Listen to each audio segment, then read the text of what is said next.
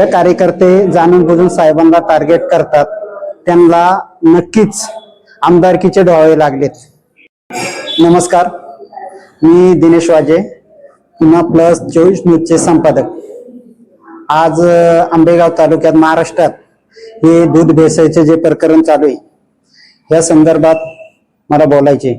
नामदार साहेब हे दिलीपराव वळसे पाटील साहेब हे महाराष्ट्रातच नाही, त्यांना देशामध्ये ओळखलं जातं. आणि आज आंबेगाव तालुक्याचं जे नाव आहे हे वळसे पाटलांमुळे देश महाराष्ट्रात नव्हे तर देशात ओळखतात. आणि अशा नेत्याचं जर आपण जाणूनपूर्वक जर नाव खराब करतात हे फार चुकीचं आहे. जे कार्यकर्ते आज साहेबांना जे आरोप करतात हे साहेबांच्याच जवळचे कार्यकर्ते काही दिवसापूर्वी होते आणि आज तेच साहेबांना चिखलफेक करतात.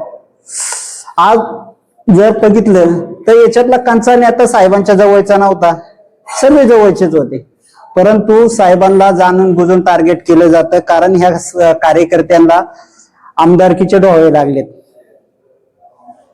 आज आदिवासी भागात ज्या नुकसान भरपाईच्या संदर्भात किंवा नुकसानी झाल्या त्या संदर्भात जर पाहिलं तर साहेबांपेक्षा यांना काय केलं जास्त काम.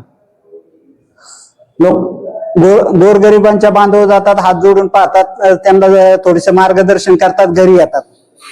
यानंतर यांनी कुठं काय मदत केलेली तुम्हाला दिसली का? नाही दिसलेली. मग लोकांनी ह्या अशा लोकांना भरवशे ठेवणं हे फार चुकीचं आहे. नामदार साहेबांना सहकार्य करणं आपलं सर्वांचं गरजेचं आहे तालुक्याच्या विकासासाठी. आणि आज सर्वांनी ह्या अशा लोकांना दुर्लक्ष करून साहेबांच्या पाठी उभं राहणं गरजेचं आहे. दिवशी तालुक्यामध्ये जनता दरबार असतो साहेबांचा, त्या टायमिंगला हजारो लोक साहेबांकडे आपल्या समीक्षा घेऊन जातात आणि त्यानुसार हजारो लोकांच्या साहेबांनी समीक्षा दूर करतात. त्याच्यात कितीतरी लोक येतात, त्यांच्या साहेबांसंग फोटो काढतात म्हणून साहेब त्यांना साहेबांचा कार्यकर्ता म्हणून त्यांना हे केले जात नाही. परंतु असे कितीतरी लोकांनी फोटो काढले म्हणून साहेब त्याच्यात आहेत का असं म्हणता येत नाही. आज जर म्हणलं तर तालुक्यात जे आरोप करतात त्यांचे बी साहेबांसंग फोटो. सध्या दूध भेसळ प्रकरण सध्या सुरू आहे. दूध भेसळ प्रकरण तापलेलं आहे. यामध्ये 13 आरोपींना शिक्षा ठोठावली आहे आणि असे आंबेगाव तालुक्यातले काही आरोपी यामध्ये आहेत. तर यामध्ये राजकारण आंबेगाव तालुक्यामध्ये राजकारण सुरू आहे. त्यामध्ये नेत्यांचे जवळचे संबंध आहेत आरोपी, असं काय नक्की काय प्रकरण आहे? जर म्हणलं तर आंबेगाव तालुक्यात नामदार दिलीपराव वळसे पाटलांचा ज्या टाइमला जनता दरबार असतो, हजारो लोक कार्यकर्ते येतात, गोरगरीब लोक येतात, त्यांच्या संग साहेबांचे फोटो असतात म्हणून साहेब त्याच्यात दोषी ठरले जाते नाही. परंतु काही राजकारणी पुढाऱ्यांकडून साहेबांना विनाकारण बदनाम करण्याचं काम चालू आहे आणि विनाकारण आरोप करतात. याच्यात कुठेही साहेबांचं नाव येत नाही.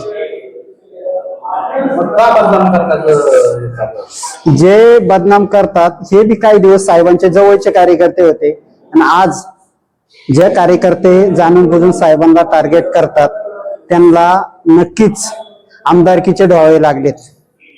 आमदारकीचे डोळे का लागले? त्याच्यामध्ये अनेक नेते आहेत आंबेगाव तालुक्यात. आज जर प्रत्येक जणांनी विचार जर केला लहान गोष्टीचा, जर आज सामान्य जनतेने कुठेही साहेबांना आरोप केलेला दिसत नाही, पण ज्यांना खरंच इच्छा आहे का आमदार व्हायचं त्यांनीच आज आरोप केलेले. आज साहेबांना फक्त टार्गेट केलं जातं. जे आरोप आहेत त्यांना टार्गेट सोडलं जातं, फक्त साहेबच टार्गेट केले जातं. साहेब आज तुम्ही बघा याच्यात कुठेही साहेब सिद्ध होती नाही, तरी पण साहेबांना दोषी ठरवलं जातं. यांना थोडक्यात का आमदारकीचे डोळे लागलेत. आज साहेब जर महाराष्ट्रात नाही तर देशात साहेबांना ओळखलं जातं. आज अशा नेत्याला जर तालुक्यातूनच जर बदनाम करीत असेल तर हे फार चुकीचं आहे. आणि आज जर असे बदनाम करीत असेल तर सामान्य जनता यांना कधी सहकार्य करणार नाही आणि सामान्य जनता कधी यांना का माफ करणार नाही तालुक्यातून. दूध भेसळचं प्रकरण हे मोठं आहे. लहान मुलांना दूध पाजलं जातं, त्याच्यामध्ये भेसळ आता हे प्रकरण तुकाराम मुंडे साहेबांनी काढलेले बाहेर. आता तुकाराम मुंडे आज हे शासनाचं काम आहे, सरकार हे बघून घेईल. हे फक्त राजकारणी याच्यामुळे साहेबांना टार्गेट केलं जातं.